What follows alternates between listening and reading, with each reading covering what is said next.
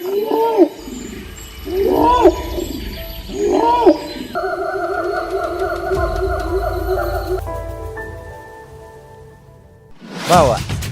manusia, satwa, alam, dan sekitarnya. Podcast ini diinisiasi Orangutan Information Center.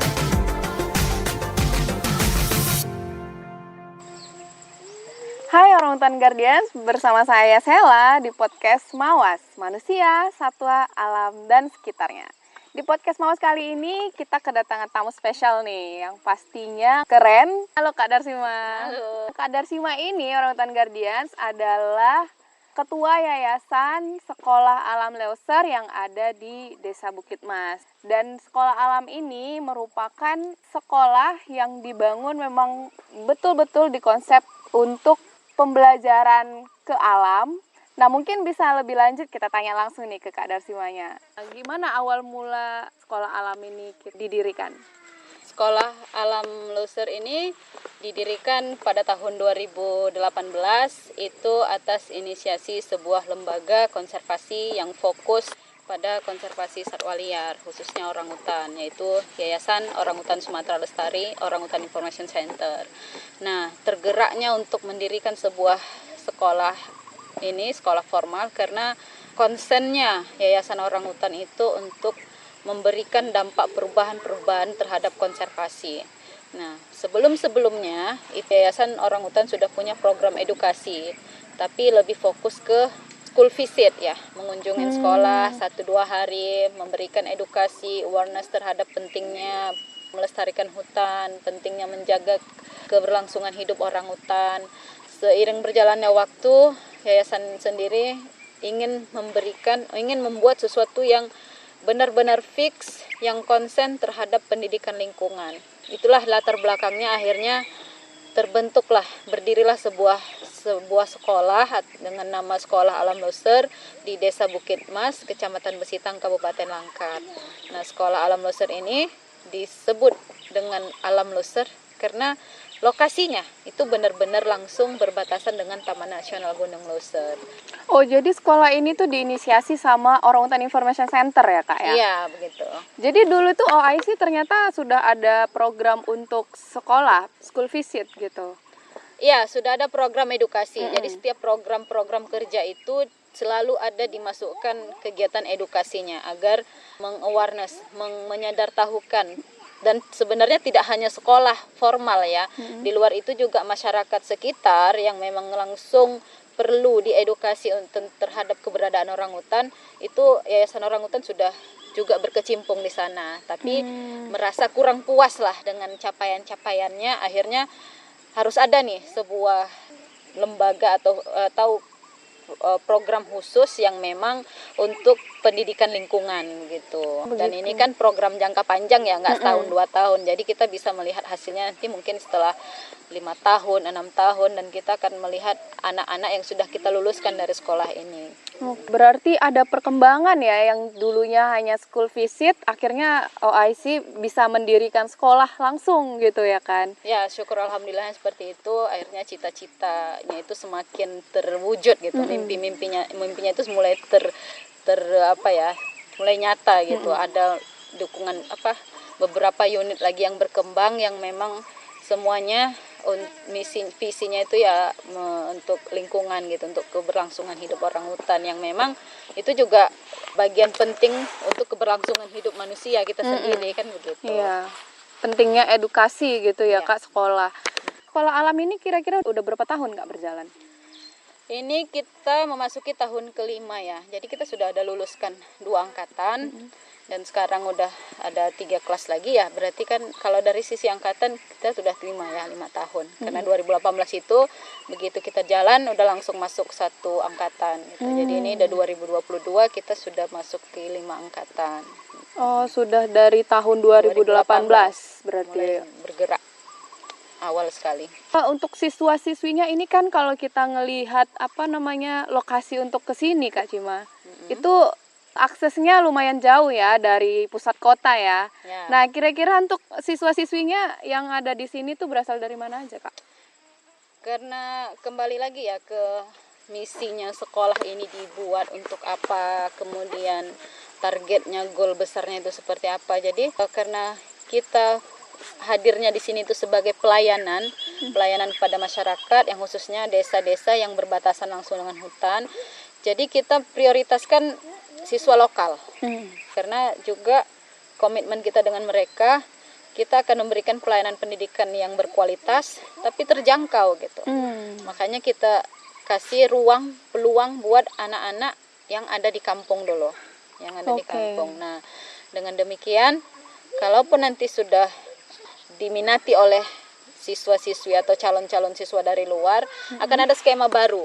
Jadi kita tidak akan samakan sistem yang ada di dalam dengan yang di luar, karena target kita adalah melahirkan generasi-generasi muda yang peduli terhadap alam gitu, khususnya generasi yang ada langsung di berbatasan dengan hutan, karena mereka lah yang menjadi pemiliknya ke depan, dan mereka lah yang perlu kita edukasi, perlu kita didik gitu, supaya paham role-nya, perannya di masyarakat, perannya sebagai anak muda terhadap pelestarian alam gitu. Apalagi anak muda yang memang langsung berdampingan sama Leuser gitu ya, Kak? Ya, benar.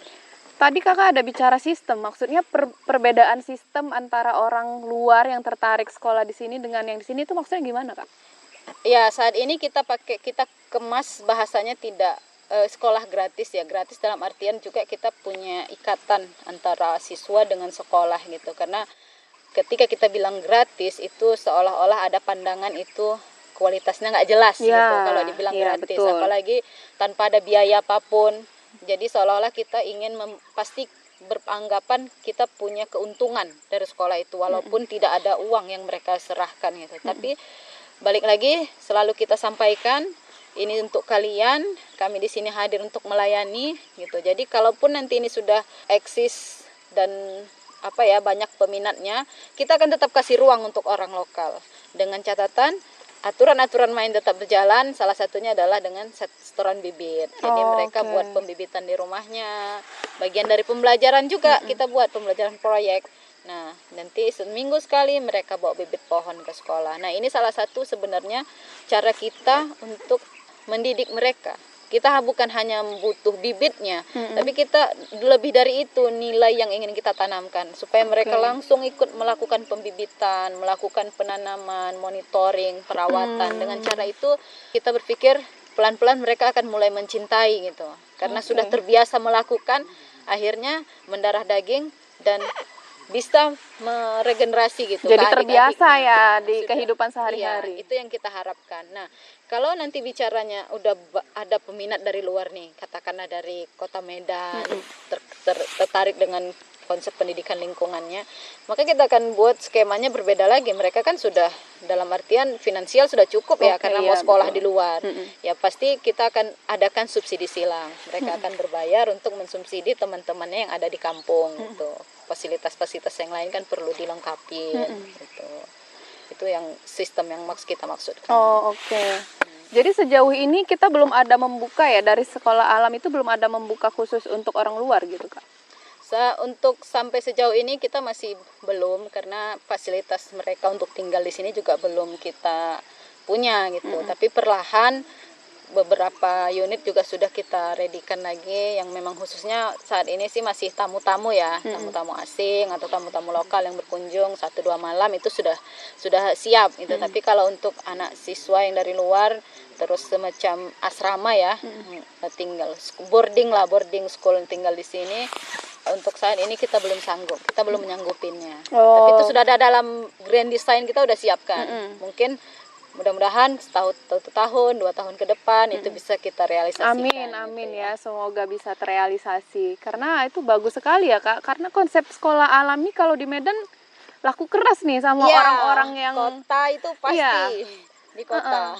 Karena pasti apalagi konsep, dan ini memang betul-betul sekolah alam yang langsung menyatu dengan alam gitu. Pasti kan menarik banyak perhatian.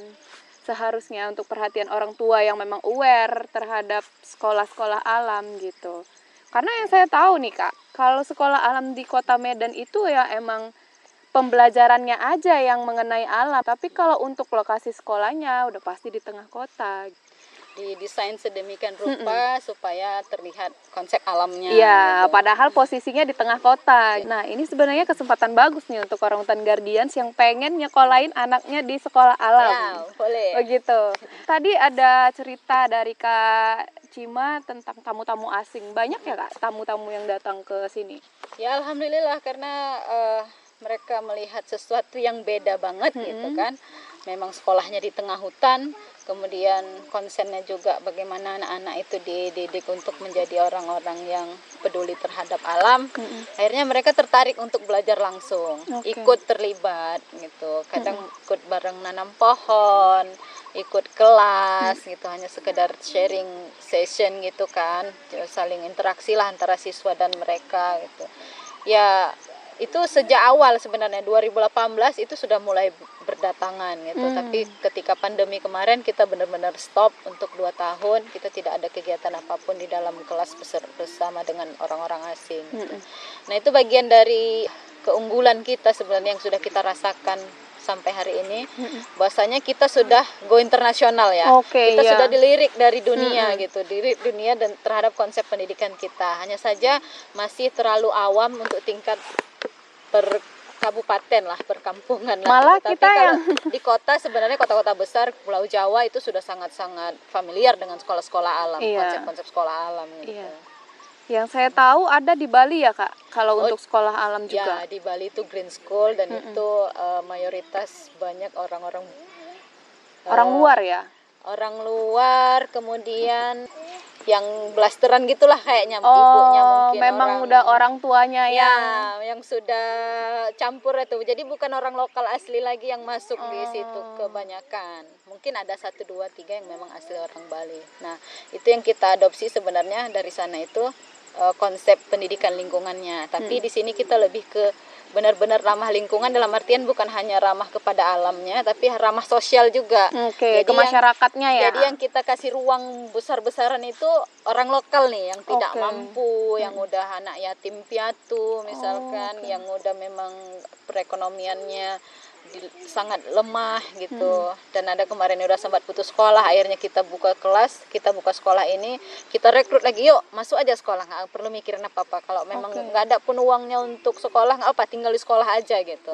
Jadi kita benar-benar murni untuk pelayanan pendidikan gitu, dan memberi ruang buat orang-orang lokal untuk menambah income lah, mencari pekerjaan. Jadi guru-gurunya juga kita upayakan tetap kualifikasi ada, tapi prioritas itu yang tinggal lokal dulu. Kalau memang sudah cukup yang dari lokal, nggak perlu lagi kita datangkan dari luar kota. Jadi guru-guru di sini emang berasal dari sekitar sini, masyarakat sini gitu Kak? Iya, kita prioritas yang masyarakat sini dulu. Ketika untuk saat ini sih ada hampir setengah-setengah, tiga orang itu yang memang di luar, tapi luar dalam artian masih di Kabupaten Langkat sih. Kabupaten Langkat masih di dalam kabupatennya sekolah gitu, tapi tidak lagi dalam satu kecamatan gitu.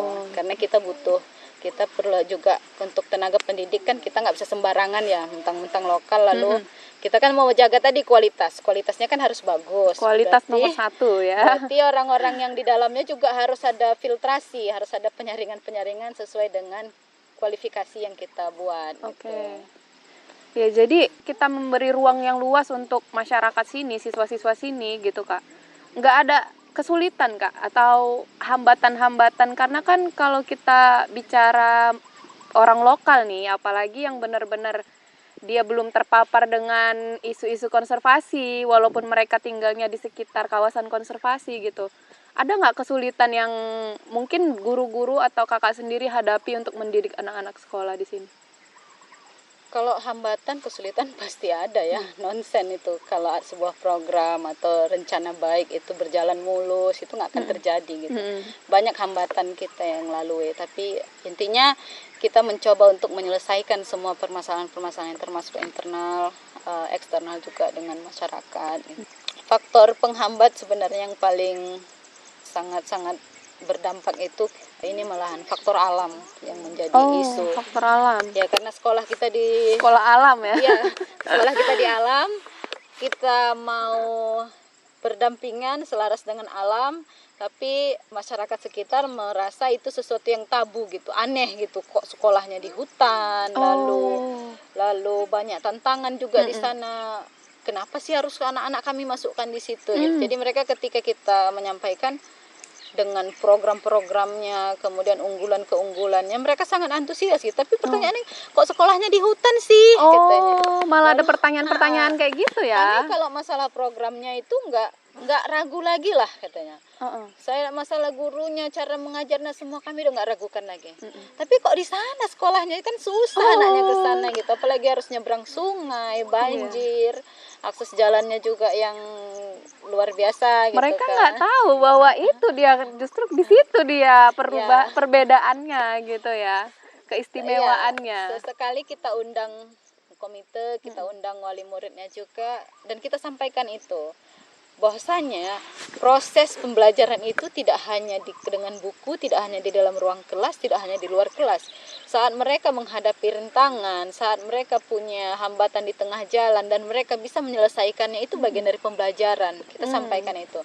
Sekolah-sekolah di kota mereka rela bayar mahal untuk live in, untuk tinggal di kampung-kampung biar anak didiknya bisa merasakan itu. Nah, itu yang selalu kita sampaikan.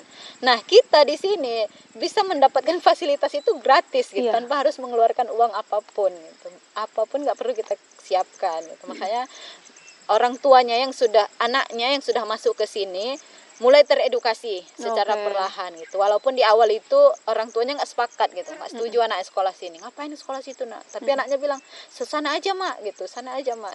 Tapi pelan-pelan mulai memahami. Oh iya ya, karena tantangan kita selalu sampaikan tantangan anak kita itu sudah berbeda dengan tantangan kita sekarang, Bu. Kita nggak tahu gimana nanti mereka di depan. Makanya harus dari saat ini kita harus bekali gitu. Harus kita betul berikan mereka kesempatan untuk berpetualang, untuk melakukan mengekspor apapun. Nah, sekolah ini kita berikan ruang itu gitu. Jadi bukan hanya angka-angka, bukan hanya tes ujian aja yang menjadi sudut pandang pemandangan guru dan di sekolah ini gitu. Saat mereka proses berangkat ke sekolah, mereka bercerita tentang kisahnya di sekolah, harus jatuh berapa kali, bangkit berapa kali, mogok sepeda motornya, dan mereka bisa selesaikan gitu. Itu sesuatu pembelajaran yang luar biasa, dan anak-anak kota aku yakin nggak akan ngerasain itu. Iya, Mereka betul. hanya mungkin order aja kan, Grab online kali kan, datang duduk sampai di rumah gitu, di jalan main smartphone atau apa gitu. Sementara mereka harus berjuang tuh, yang mogok keretanya, kadang harus bocor bannya, nyari tempel ban di mana gitu. Itu yang benar-benar membuat kita itu memang sekolah alam, sekolah yang memberikan pengalaman gitu. Iya, oke.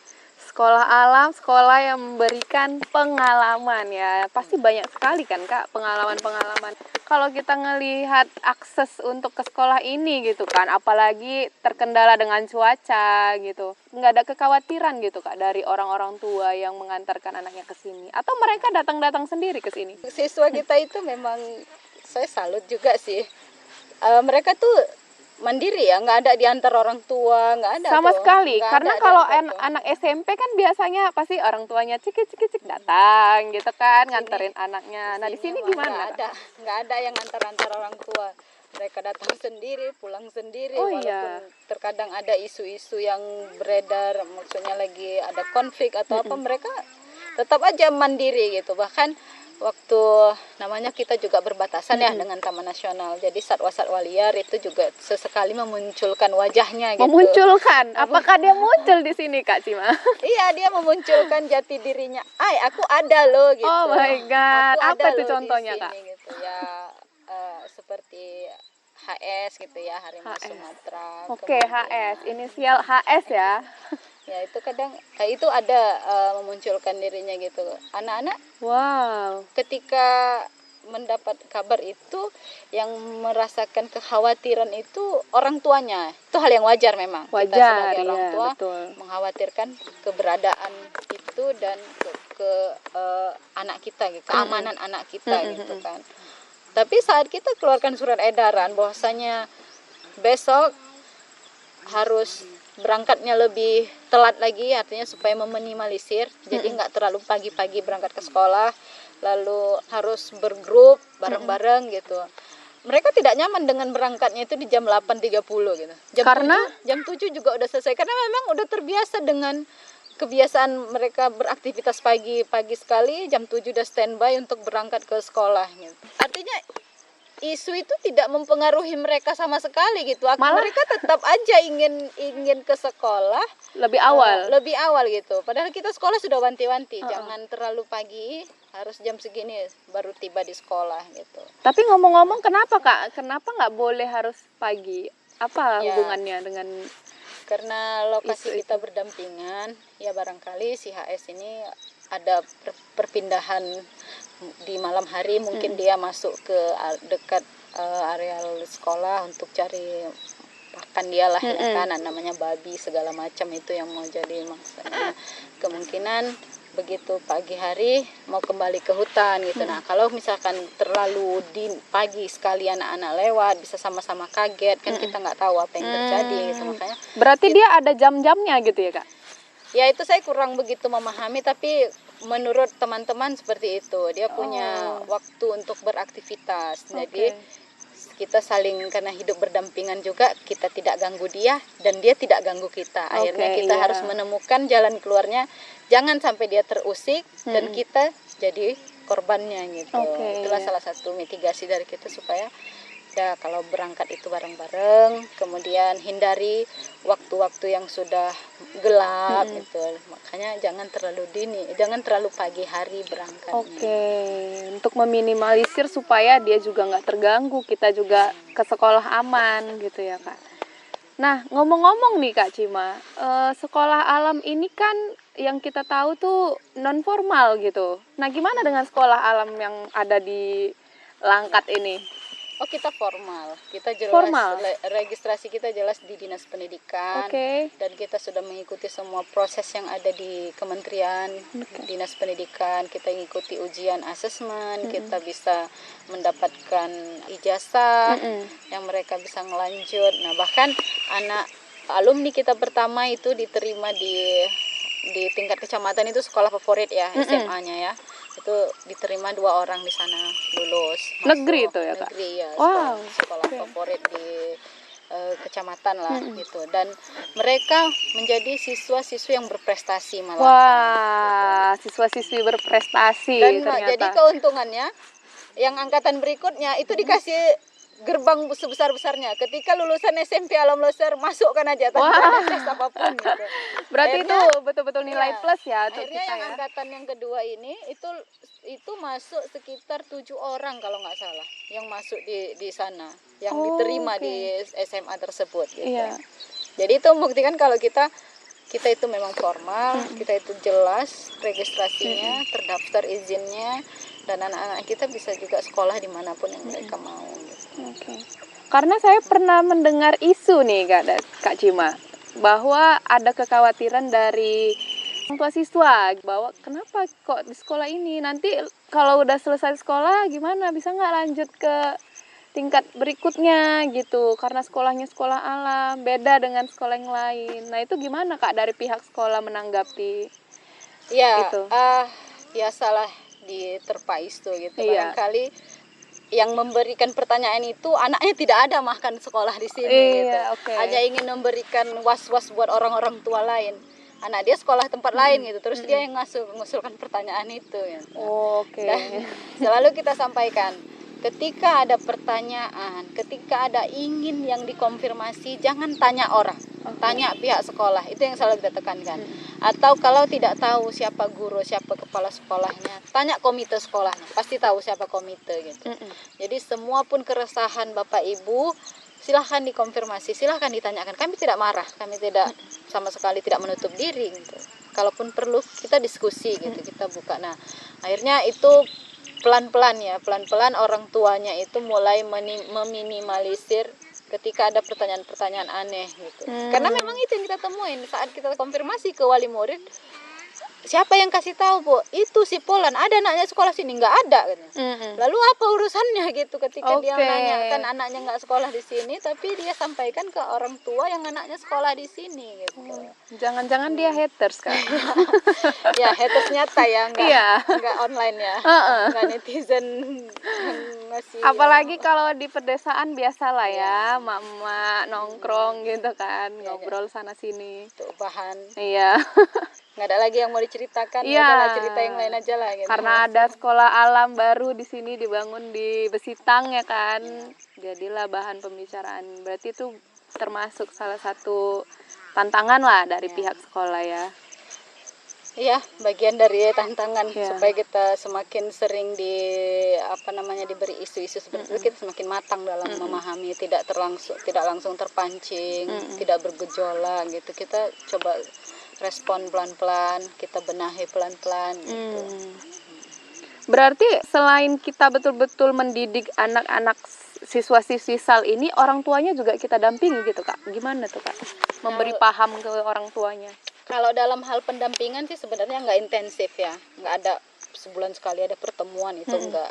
Paling kita lebih ke personal gitu, misalkan ada sesuatu hal yang sangat perlu didiskusikan atau dibahas, itu kita undang langsung orang tuanya. Misalkan ada nih anaknya yang dia merasa ini nggak wajar nih dengan sekolah seperti ini gitu. Kita nggak mau dia buat berita apapun di luar, langsung kita datangkan. Udah datang ke sekolah, Pak, ayo kita bahas apa masalahnya. Oke, sampai clear, udah selesai, dan dia sudah terima dengan apapun itu misalkan, udah selesai gitu. Jadi lebih pendampingannya ke arah seperti itu gitu, pendampingannya. Dan syukurnya sih memang orang tuanya ini hampir keseluruhan itu bisa diajak bekerja sama ya. Ketika ada undangan, ada panggilan, mereka hadir, kita sampaikan tentang program-program sekolah, kemudian termasuk dengan kalaupun ada nanti isu apapun, tolong kami yang dikontak, biar kita tahu menyelesaikan masalahnya. Kami yang ada di sini, apapun itu pasti berhubungan dengan kami. Kalaupun ada masalah di situ, kami yang akan selesaikan. Jadi bukan orang luar yang harus Bapak kasih tahu atau apapun untuk menyelesaikan, karena mereka nggak akan tahu apa yang terjadi di sini. Itu yang selalu kita sampaikan. Jadi edukasinya lebih ke supaya nggak absurd nih kemana-mana mereka berpikiran, apa lebih ke sana sih. Coba berpikir fokus di sini, anaknya dititipkan, kita sama-sama bekerja di sini, kita harus bekerja sama gitu, sama-sama bekerja dan bekerja sama gitu. Ini anak Bapak dan anak kami gitu, kami setengah hari, Bapak setengah hari gitu. Bagi dua ya jadwalnya. Harus bagi dua, kerjanya harus dibagi dua juga. Biar anaknya jadi, kami juga mau anak kami semua jadi gitu. Apalagi Bapak sendiri, itu anak Bapak sendiri kan, harus jadi juga gitu. Sejauh ini ada nggak respon dari orang tua yang selalu menyimpang gitu, Kak, dengan ketentuan-ketentuan di sekolah? Misalnya dari peraturan atau yang lain-lain? Enggak sih, enggak ada orang tua yang nyeleneh gitu, menyimpang, nggak terima dengan peraturan program sekolah, nggak ada. Mereka malah kan sangat support sekali gitu. Mereka semua mendukung program sekolah. Berarti kalau untuk siswanya sendiri nih, Kak, ada nggak karakter siswa yang emang bebal gitu, yang emang kita butuh tenaga ekstra lah untuk mendidik anak ini gimana supaya dia jadi dan benar-benar berubah? Ada nggak kira-kira yang seperti itu? Ya, siswa itu, anak-anak itu punya keunikan masing-masing pastinya. Pastinya. Nggak bisa disamaratakan gitu. Dan sampai ada mulai dari level apa sih? Kalau di level sambal-sambalan itu level 1, 2, high ya. level 10 high itu pun ada kita punya gitu. Ada kita punya. Mungkin kalau di sekolah lain itu sudah di DO ya bahasanya, sudah di drop out dengan kelakuannya, dengan pelanggaran-pelanggaran yang sering dia lakukan gitu. Tapi ya karena kita konsepnya itu bukan itu tadi ya, bukan money oriented gitu kan. Kita berpikir kita lembaga pendidikan. Kita yang harus bertanggung jawab untuk memberikan pendidikan. Kalau dia dikeluarkan dari pendidikan, lembaga pendidikan, terus lembaga apa lagi yang terima dia gitu kan? Dia maka akan menjadi brutal, menjadi sampah masyarakat, dan karena dia akan dihakimi gitu. Ketika lembaga pendidikan mengeluarkan dia secara resmi, tidak diterima lagi gitu. Yang ada Betul. dia trauma, dia tidak mau lagi bertemu dengan atau mendengar kata-kata sekolah barangkali, walaupun sekolah non formal misalkan. Jadi ini yang menjadi PR kami juga, guru-guru selalu kita kuatkan gitu. Jangan pernah mengeluh, pasti ada sisi baiknya, walaupun itu sedikit sekali. Itulah yang perlu kita cermati gitu. Kita pelajari di mana dia bisa ketemu di itulah yang kita kemas gitu, kita kembangkan itu. Jadi ya cukup variasi, macam-macam bentuknya, macam-macam bentuk. Pasti penuh ini ya, pasti banyak karakter-karakter yang mungkin bikin kita lebih ekstra gitu Kak. Ya, pasti. Kalau misalnya untuk guru-gurunya sendiri gimana Kak? Untuk bagaimana cara dia mengajar, apakah udah betul-betul memuaskan atau bagaimana? Guru-guru sendiri sih masih perlu banyak pembelajarannya. Mereka juga sendiri masih dalam menjalani profesinya sebagai guru itu juga belajar gitu. Jadi lagi-lagi saya sampaikan, sekolah Alam Leuser ini sekolah yang baru, konsep baru, orang-orangnya juga orang-orang baru, tidak ada punya pengalaman sebelumnya udah punya sekolah alam di sana atau sudah mengajar di sekolah alam A misalkan di Pulau Jawa, itu nggak ada. Jadi benar-benar try and error semuanya.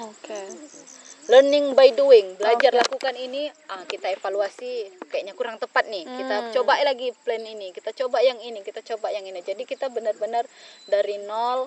Nah, guru-guru juga itu belajarnya sesuai dengan pengalaman-pengalaman yang sudah dilakukan di sini.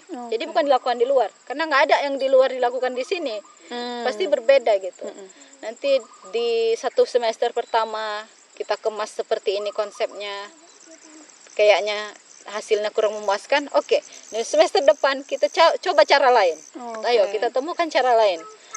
Dan semester depan ini masih udah cukup baik, tapi mesti ada lagi perubahan-perubahan. Lakukan lagi di semester berikutnya gitu. Jadi kurikulum kita masih kurikulum nasional, hanya saja dikemas sedemikian rupa supaya konsep alamnya dapat, pendidikan lingkungannya itu dapat gitu. Karena jadi dikembangkan dia, diisi dengan sela-sela kegiatan-kegiatan konservasi. Ternyata seru sekali nih Orangutan Guardians cerita tentang sekolah alam. Jadi karena waktu kita udah mau habis nih Kak Cima, apa nih yang perlu kita sampaikan untuk masyarakat di luar sana tentang sekolah alam?